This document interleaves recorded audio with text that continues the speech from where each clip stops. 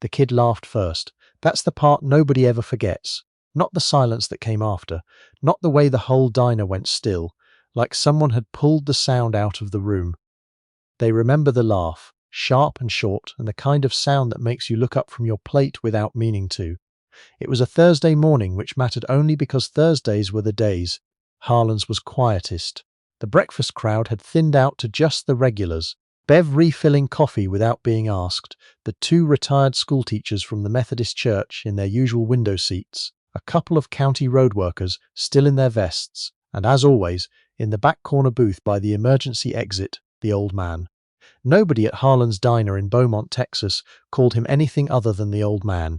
Not to be unkind, it was simply the most accurate thing. He was 73 years old and looked like he had been carved from a piece of weather. Deep lines across his face that weren't wrinkles so much as records. Pale grey eyes that had the particular quality of not missing much.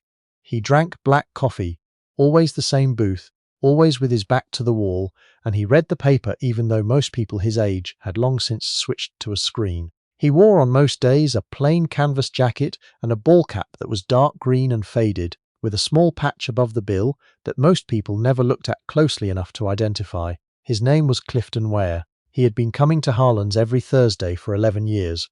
Bev knew his order without asking. The schoolteachers waved when he came in. The road workers nodded. He was the kind of man who had become, through sheer consistency, part of the furniture of a place.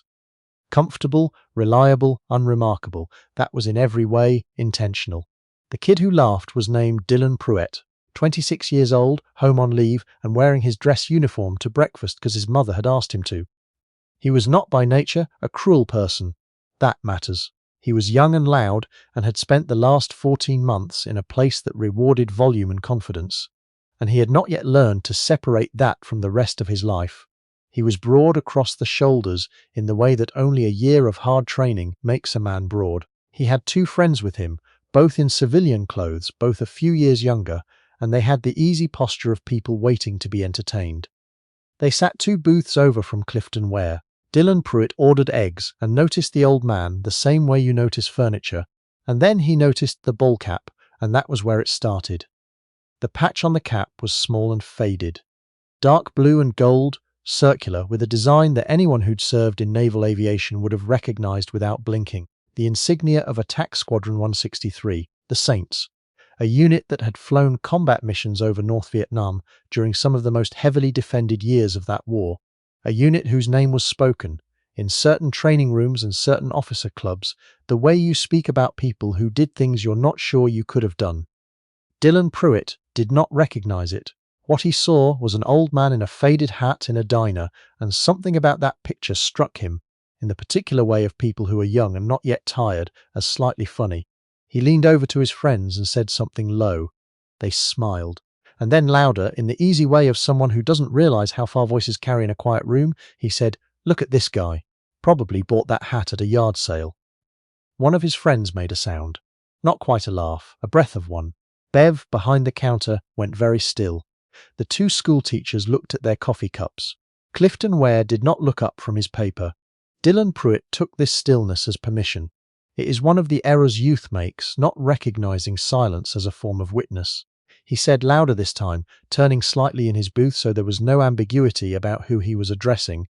"Hey, old-timer, that hat means something, or is that just the way you dress to get the senior discount?" The room, and there is no other word for what happened, held its breath. Clifton Wear folded his newspaper. He did this slowly, and with the economy of motion of someone who has spent a long time understanding that deliberate stillness is its own kind of language. He set the paper flat on the table beside his coffee. He looked up. He looked at Dylan Pruitt the way you look at weather you've seen before. He said nothing. Dylan Pruitt, who had expected either embarrassment or argument, found himself slightly wrong-footed by neither. He pushed on the way young men push when they sense resistance without yet understanding its weight. "Serious question," he said, and now he was smiling, performing for his friends. "What branch? You even serve, or is this a fashion statement?" Clifton Wear picked up his coffee, drank from it, set it back down with the precision of a man who measured everything. "I served," he said. His voice was quiet. Not soft, quiet.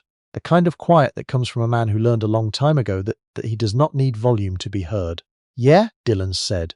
Doing what? Flying, Clifton Wear said. There was something in the way he said it. One word, no elaboration, no invitation for the next questions that should have been enough. Bev recognized it. The school teachers recognized it. Even the road workers at the counter who had never spoken to the old man in their lives recognized something in the word that made them look down at their plates. Dylan Pruett did not recognize it. Flying, he repeated, grinning at his friends. Right. What'd you fly, crop dusters? This is the moment, if you are watching, where you want to reach through the screen, where every person in that diner who knew, and there were 3 who did, in varying degrees, held something behind their teeth. Because the answer to that question was not what Dylan Pruett thought the answer would be. Clifton Wear had flown A4 Skyhawks. He had flown them out of USS Oriskany in 1967 and 1968, which were not good years to be flying anything over North Vietnam, and were specifically not good years to be flying strike missions into Route Pack 6, which was the designation for the airspace around Hanoi, which was defended by more surface-to-air missiles per square mile than anywhere in the history of aerial warfare up to that point. The men who flew those missions did not talk about them at breakfast. The men who survived them, and not all of them did, not even close, carried that survival in the specific quiet way of people who understand that luck is not something to be discussed in public. Clifton Wear had flown 41 combat missions. He had been shot down once over a valley, the name of which he did not repeat to civilian company, and had been in the water for 4 hours before a rescue helicopter reached him. He had, on his 37th mission, stayed on a bombing run 10 seconds longer than the parameters called for, in order to provide cover for a fellow aircraft whose systems had partially failed and who could not maneuver to exit the threat envelope without that cover. The pilot of that aircraft had made it home. Clifton Wear had made it home with a damaged hydraulic system, a cockpit that smelled like burning wire, and a landing that the LSO aboard Oriskany would describe, in the debrief, as controlled only in the loosest possible sense of the word. He had received for that mission a decoration that he kept in a shoebox in his closet in Beaumont and had never shown to anyone. He did not say any of this to Dylan Pruett. What he said was, "A 4 Skyhawks, off a carrier," and then he looked back down at his newspaper. The table was quiet for a moment. Dylan Pruett's friends had stopped smiling. There was something about the words, carrier, A4, the complete absence of any bid for recognition in the way they were spoken, that shifted the atmosphere in a way they couldn't quite name, but could feel. Dylan, however, was 26 and on leave and in front of an audience, and he had not yet crossed far enough into the discomfort to stop. He said, I didn't think they let guys fly off carriers who looked like they belonged in a rocking chair." One of his friends put a hand flat on the table, not a gesture of support, a gesture of someone who wants to stop something and isn't sure how. Clifton Wear did not look up. "That's funny to you," he said, still quiet, still without looking up. "Little bit," Dylan said, but there was something slightly off in his voice now, a note of uncertainty that hadn't been there a minute ago. The old man set down his coffee cup, and this time he did not pick up his paper. He looked at Dylan Pruett directly, not with anger. That would have been easier to process. He looked at him with something much harder to categorize. It was the look of a man who has assessed a great many things in his life, quickly and under conditions that did not allow for error, and has gotten very good at the assessment. He said, "Son, what's your name?" The shift in the room was physical. Bev, who had been pretending to arrange cups behind the counter, stopped pretending. The school teachers looked up. The road workers turned slightly on their stools. Dylan Pruett hesitated. There was something in the question, not threatening, not accusatory, simply direct in a way he hadn't anticipated, that knocked him slightly off balance. "Pruett," he said. "Dylan Pruett." "Pruett," the old man said. He said his name the way you say a word you're trying to place. Not with recognition, not immediately, the way you say a word when something at the edge of your mind is pulling toward it. "Where are you from, son?" Dylan blinked. "Beaumont," he said, confused now by the turn the conversation had taken. "Born and raised? Your family from here?"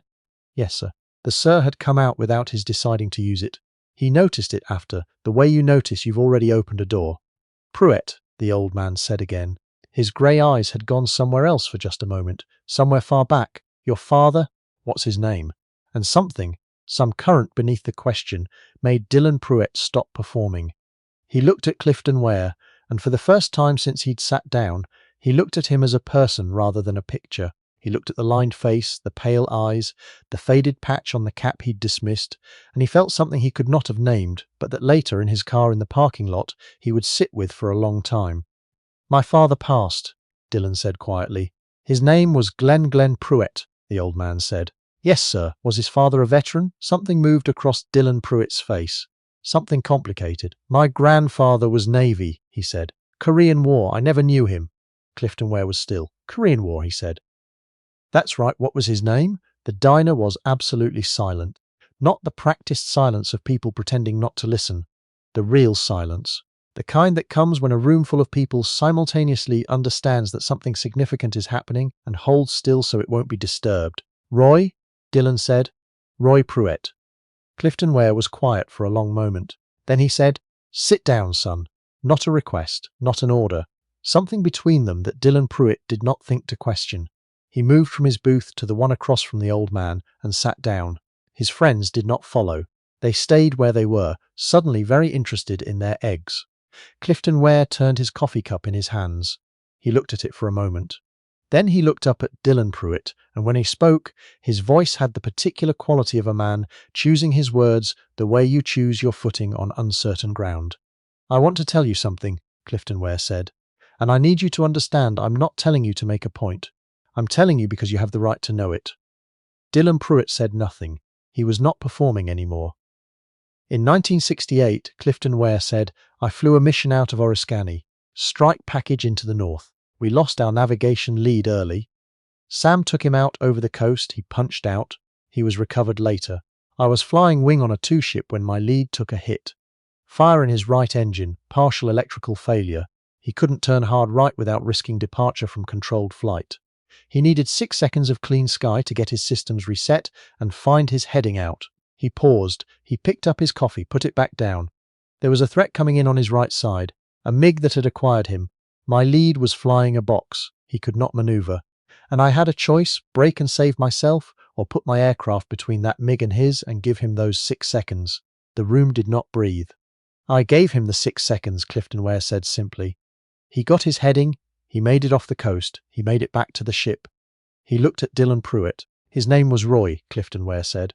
Roy Pruitt, Lieutenant Junior Grade, Attack Squadron 163, USS Oriskany, 1968. He bought me a drink the night we got back. We shook hands on the flight deck. He transferred to a different squadron 3 months later. I never flew with him again. The silence in the diner at that moment was not the silence of people waiting for something. It was the silence that comes after something has already happened, and the people in the room are still catching up to it. Dillon Pruitt's face had gone through several things in quick succession that Bev, watching from behind the counter, would later describe to her husband as heartbreaking to see in a young man's eyes. Disbelief, and then calculation, and then a kind of arithmetic as pieces locked together, and then something that cracked open at the edges. "You," he started. "I knew a Roy Pruitt from Beaumont," Clifton Wear said quietly. "I didn't know he'd had a son. Or a grandson." Dillon Pruitt put both hands flat on the table. He stared at them. His jaw worked. "You kept him alive," he said. "My grandfather." "I gave him 6 seconds," Clifton Wear said. "He flew himself home." "If you hadn't—" "I did," the old man said, simply, completely, as if the alternative were not a sentence he chose to complete. Dillon Pruitt looked up. His eyes were not dry. "Sir," he said, and this time it was not an accident. Clifton Wear looked at him for a moment with those pale, weathered eyes. Then he nodded once. Not a gesture of forgiveness. There was nothing theatrical in it, just a nod. The acknowledgement of a person who has heard what they needed to hear and considers the matter concluded. "Your grandfather," Clifton Wear said, "was a steady pilot. He kept his head when the situation was bad. That's not nothing. That's most of it." Dillon Pruitt was quiet for a moment. Then, in a voice that had nothing in common with the one he'd used 20 minutes earlier, he said, "Why didn't you ever tell anyone? 11 years in this town, coming in here every week. Nobody knew who you were." Clifton Wear looked at him with something that might in another man have been the beginnings of a smile. Might have been. "Who was I going to tell?" he said. "Anyone." "Why?" Dillon Pruitt opened his mouth and closed it.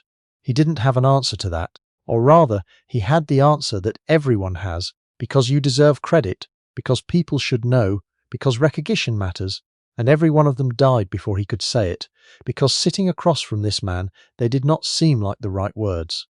The flying was the job, Clifton Wear said. The job was the point.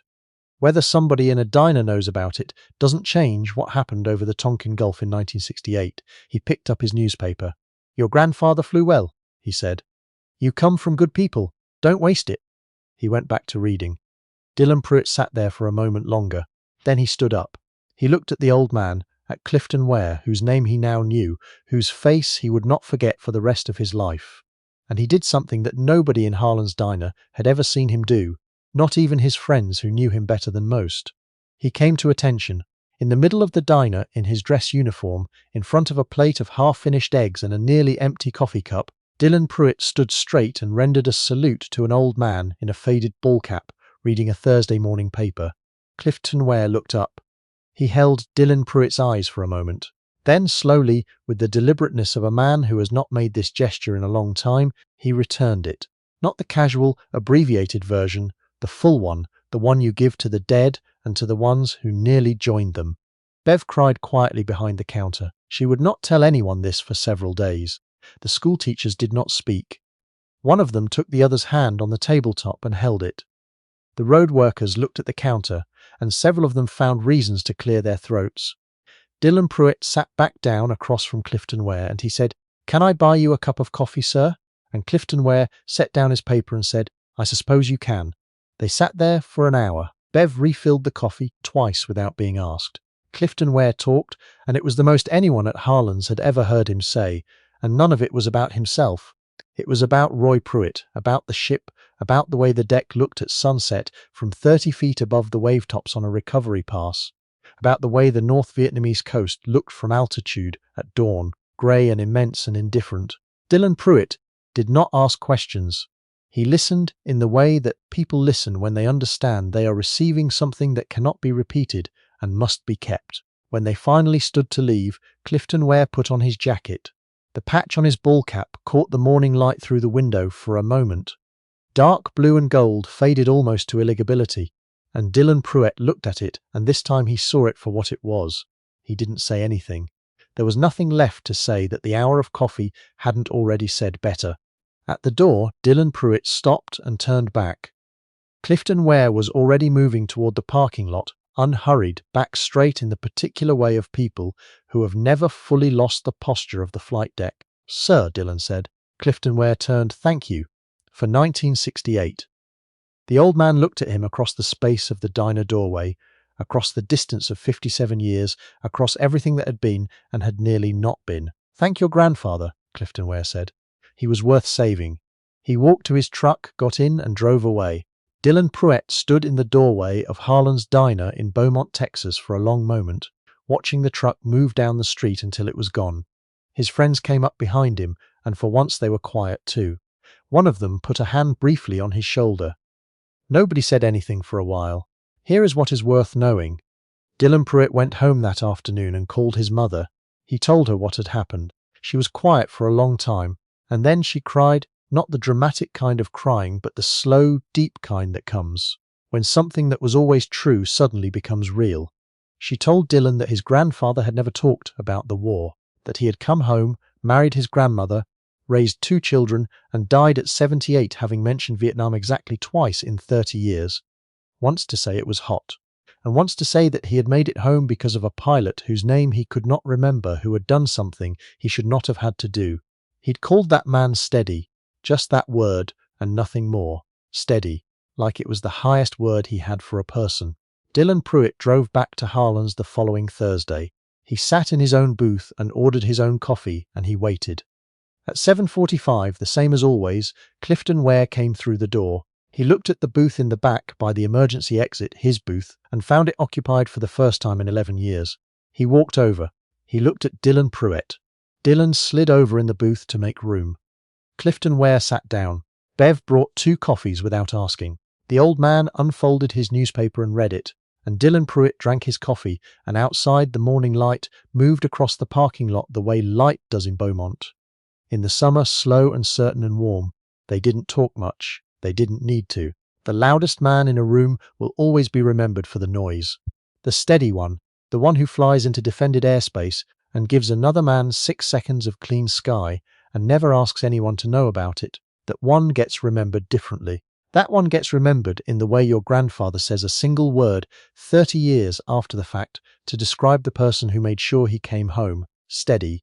Remember that word the next time you see someone sitting quietly in a corner booth or folding a newspaper with the particular economy of a man who has learned not to waste motion, or wearing a faded patch on a faded hat in a diner where nobody knows their name. You don't always know what you're looking at, and some of the most important things in your life are already sitting in the room.